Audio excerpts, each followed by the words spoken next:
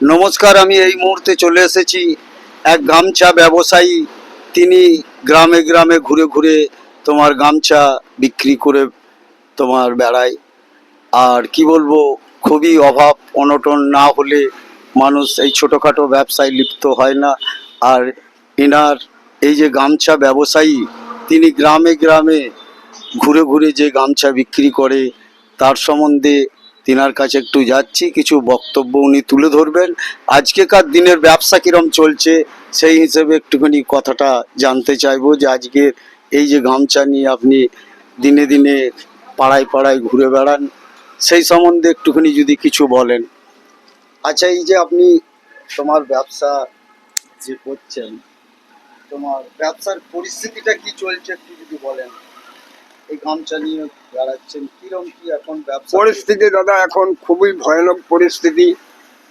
সারাদিনে ঘুরে 200 টাকা রোজগার করা যায় না, বাড়িতে 300 টাকা লাগে। ব্যবসার হাল খুবই খারাপ। এই ব্যবসা চলবে না, ব্যবসা করে লোক আর বাঁচতে পারবে না। আচ্ছা আচ্ছা, ব্যবসার পরিস্থিতি খুবই খারাপ।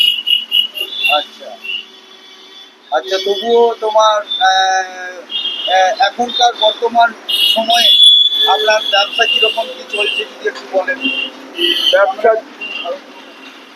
ব্যবসা চলছে দাদা, কোনোদিন 200 টাকা হয়, কোনোদিন হয় না।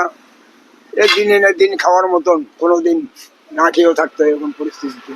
আচ্ছা আচ্ছা আচ্ছা, এই যে তোমার তোমার তাহলে এখন বাড়িতে বর্তমানে তোমার খাবার লোক কজনা রয়েছে? আমার লোক এখন বর্তমানে আমার 4 জন আছে। আচ্ছা 4 জন যদি খেতে যাই প্রতিদিন, কম করে না ডাল ভাত খেতে গেলেও 300 টাকার দরকার আছে। 300 টাকা দেওয়া হবে কিনা সন্দেহ আছে। আচ্ছা, তো এই মুহূর্তে যে এক গামছা ব্যবসায়ীকে পেয়েছি, তার মনের দুঃখ বললেন।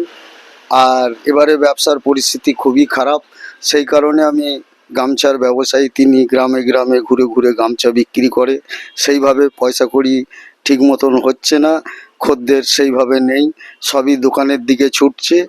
আর সেই কারণে আমি এই গামছা ব্যবসায়ীর তোমার মুখে বক্তব্য শুনলাম। তবুও আপনি কোথা থেকে আসছেন যদি একটু বলেন। আমি এসছি দাদা নবদ্বীপ থেকে।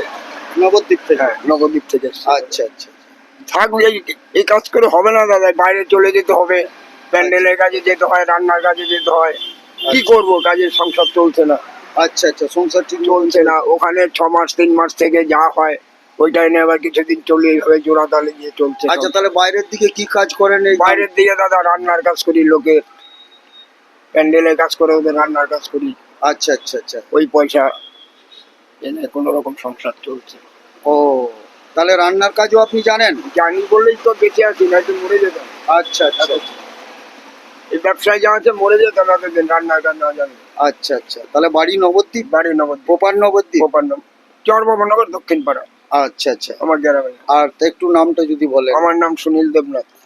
সুনীল দেবনাথ। এই সুনীল বাবুকে আপনি সুনীল বাবুকে আমি সরাসরি তুলেছি। ইনি গামছা ব্যবসায়ী, পাড়ায় পাড়ায় তোমার গামছা বিক্রি করে, ব্যবসার পরিস্থিতি খুবই খারাপ।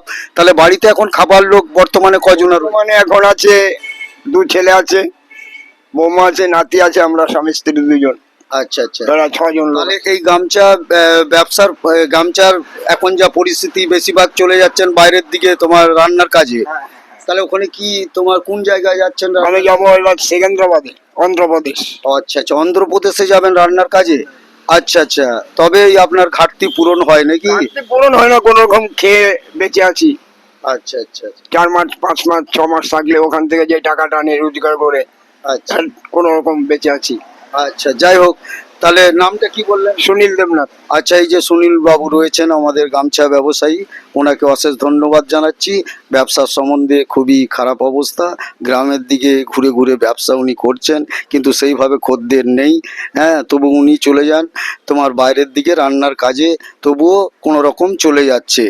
আচ্ছা, আমি আর বেশি কিছু কথা বলতে চাই না। আমি সুনীল বাবুকে অশেষ ধন্যবাদ জানিয়ে আমার ভিডিও আমি এইখানেই অফ করছি।